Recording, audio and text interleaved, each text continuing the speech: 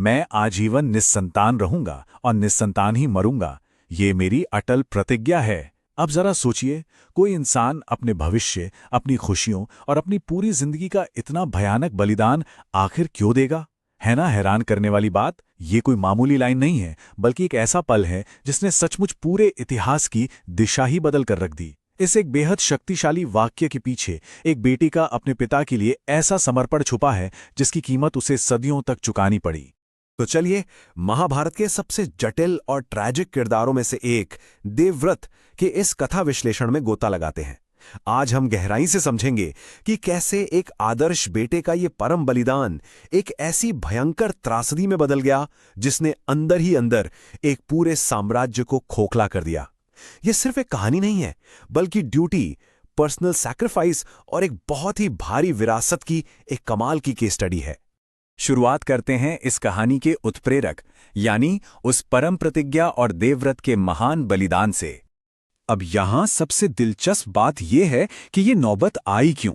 दरअसल देवव्रत के पिता राजा शांतनु सत्यवती नाम की एक मछुआरे की बेटी से शादी करना चाहते थे, लेकिन पेंच ये था कि शर्त रखी गई कि केवल सत्यवती का बेटा ही हस्तिनापुर की गद्दी पर बैठेगा। अब अपने पिता की इसी खुशी के लिए देवव्रत ने सिर्फ सिंहासन ही नहीं छोड़ा, बल्कि ये खौफनाक कसम खा ली कि वो जिंदगी भर ब्रह्मचारी रहेंगे। और ये कसम कोई बंद कमरे में नहीं ली गई थी, बाकायदा चारों दिशाओं, धरती और आसमान को साक्षी मानकर यह तय किया गया कि भविष्य में कोई ऐसा वारिस पैदा ही ना हो जो सत्यवती के बच्चों के लिए खतरा बने। मतलब सारे रिश्ते, सारे बंधन एक झटके में हमेशा के लिए खत्म। आगे बढ़ते हैं और देखते हैं उस रूपांतरण को जब देवव्रत हमेशा के लिए पीछे छूट गए और जन्म हुआ भीष्म का। इस असाधारण और सच कहें तो डरावने बलिदान की गूंज सिर्फ हस्तिनापुर की दीवारों तक सीमित नहीं रही, ब्रह्मांड ने भी इस पर रिएक्ट किया। इस एक घटना ने देवव्रत की पूरी पहचान ही बदल कर रख दी। उनका नाम पड़ गया भीष्म, जिसका मतलब ही होता है वो जिसने भयंकर प्रतिज्ञा ली हो। ये कुदरत का तरीका था उनके इस भयानक त्याग को मान्यता देने का। और इसके बदले में उन्हें अपने पिता से एक बहुत ही अजीब और जटिल वरदान मिला, इच्छा मृत्यु। आसान शब्दों में कहें तो वो तब तक नहीं मर सकते जब तक वो खुद अपनी मौत न मांग लें। जब तक तुम अपनी मृत्यु की कामना नहीं करोगे, तुम नहीं मरोगे। मृत्यु तुम्हें छू भी नहीं सकती। ये वरदान राजा शांतनु ने रोते हुए अपने उस बेटे को दिया था जिसने पिता के आज के लिए अपना कल पूरी तरह से मिटा दिया। लेकिन सच में क्या ये कोई वरदान था? खुद सोच कर देखिए, अमरता तो तब एक श्राप बन जाती है ना, जब जिंदगी में कोई खुशी या अपना कोई लक्ष्य ही ना बचे। ये अमरता उनके त्याग का इनाम भी थी और शायद उनकी सबसे बड़ी सजा भी। अब बात करते हैं राज्य की रक्षा और इससे मची राजनीतिक उथल-पुथल की। और ये तुलना इस अंतर को बहुत ही शानदार तरीके से दर्शाती है। एक तरफ एक योग्य बेटे को हटाकर एक ऐसे बच्चे के लिए सिंहासन खाली रखा जा रहा था जिसका भी जन्म भी नहीं हुआ था। इससे दरबार में बवाल मचना ही था। राजपुरोहित ने सीधा राजा शांतनु से सवाल कर लिया। यहां हमें सत्ता और ड्यूटी के दो बिल्कुल अलग नजरिए देखने को मिलते हैं। राजा शांतनु ने क्या किया? उन्होंने राज्य से ज्यादा अपनी पर्सनल चाहतों और प्यार को अहमियत दी। वहीं दूसरी तरफ भीष्म का अपनी ड्यूटी के प्रति जो कमिटमेंट था वो इतना अडिग था कि डर लगने लगता है। उन्होंने राज्य की स्थिरता और पिता की इज्जत के लिए खुद का पूरा अस्तित्व ही मिटा डाला। एक दुखी राजा अपनी प्रजा को कभी सुखी नहीं कर सकता। जब राजपुरोहित ने तीखे सवाल किए तो राजा शांतनु के पास कोई जवाब नहीं था। तब भीष्म आगे आए और उन्होंने ये सॉलिड लॉजिक दिया। भीष्म ने समझाया कि अगर राजा शांतनु अंदर से दुखी रहेंगे तो वो कभी एक अच्छे लीडर नहीं बन पाएंगे, और नुकसान किसका होगा? पूरी प्रजा का। इसीलिए उन्होंने अपने इस खौफनाक बलिदान को राज्य की भलाई और स्थिरता के लिए एकदम जरूरी बताकर सही ठहराया। चलिए देखते हैं कि ये बात आगे कैसे बढ़ती है। राजपुरोहित और बाकी लोगों की चिंताओं को हमेशा के लिए खत्म करने के लिए भीष्म अपनी कसम को एक कदम और आगे ले जाते हैं। वो सिर्फ अपना हक नहीं छोड़ते, बल्कि खुद को हस्तिनापुर के सिंहासन का परमानेंट बॉडीगार्ड या संरक्षक घोषित कर देते हैं। वो वादा करते हैं कि जो कोई भी उस गद्दी पर बैठेगा उसमें वो अपने पिता की छवि देखेंगे और उसी निष्ठा से उसकी रक्षा करेंगे। एक ऐसी ढाल बनकर रहेंगे जिसे कोई दुश्मन कभी तोड़ ना सके। लेकिन इस सबका आंतरिक प्रभाव क्या हुआ? आइए देखते हैं अपराध बोध का बोझ में।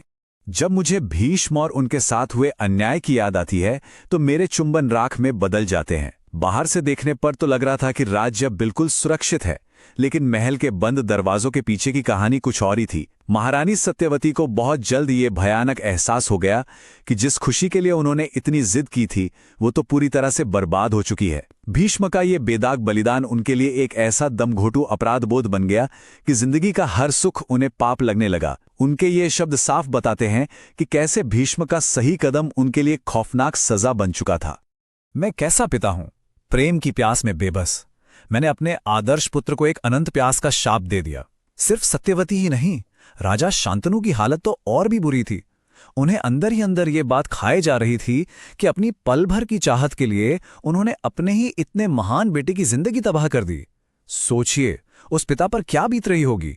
उनका सारा प्यार, उनकी सारी खुशियां इस भारी गिल्ट के नीचे हमेशा के लिए दब गईं। इसके बाद शांतनु एक ऐसे गहरे डिप्रेशन में चले गए जिसका कोई इलाज नहीं था। और इस बात को समझाने के लिए ये रूपक बहुत ही सटीक है।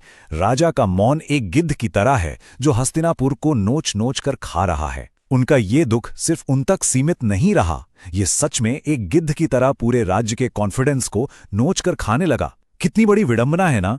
जिस राज्य को बचाने के लिए भीष्म ने इतनी बड़ी कसम खाई, वही राजा के अवसाद के कारण अंदर से सड़ने लगा था। और अब हम इस कथा विश्लेषण के आखिरी पड़ाव पर हैं, एक दुखद विरासत।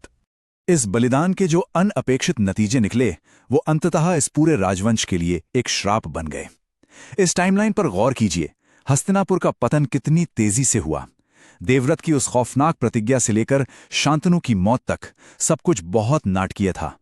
सत्यवती को 2 बेटे तो हुए, लेकिन महल से खुशियां जैसे गायब ही हो गईं।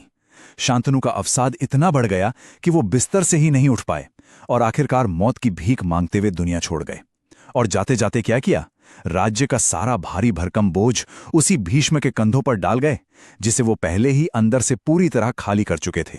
तो यहां सबसे क्रूशियल पॉइंट यह है कि भीष्म की इस महान धार्मिकता की कीमत बहुत भारी थी। शांतनु और सत्यवती के लिए उनकी शादी किसी नर्क से कम नहीं रही, और शांतनु पछतावे में ही घुट-घुट कर मर गए, और भीष्म वो अपने ही उसूलों के परमानेंट कैदी बनकर रह गए, एक ऐसे भविष्य से बंध गए जिसका कोई अता पता ही नहीं था। यह कितनी दुखद बात है कि जिस अल्टीमेट सैक्रिफाइस का मकसद पिता की खुशी को बचाना था, उसी बलिदान ने उस खुशी को ही जड़ से उखोड़ फेंका। जब परम कर्तव्य परम दुख को जन्म देता है तो वास्तव में विरासत की कीमत कौन चुकाता है? जब किसी का पूरी तरह से अटल कर्तव्य उसके और उसके अपनों के लिए सिर्फ और सिर्फ दुख का कारण बन जाए, तो उस महान विरासत की असली कीमत आखिर कौन चुकाता है? क्या ये कीमत भीष्म ने चुकाई, शांतनु ने चुकाई, या फिर आने वाली पीढ़ियों ने? भीष्म की ये अमर प्रतिज्ञा एक ऐसा गहरा घाव बन गई जो इतिहास में कभी नहीं भर सका। इसी विचार में डालने वाले सवाल के साथ हम आज के इस विश्लेषण को यहीं समाप्त करते हैं।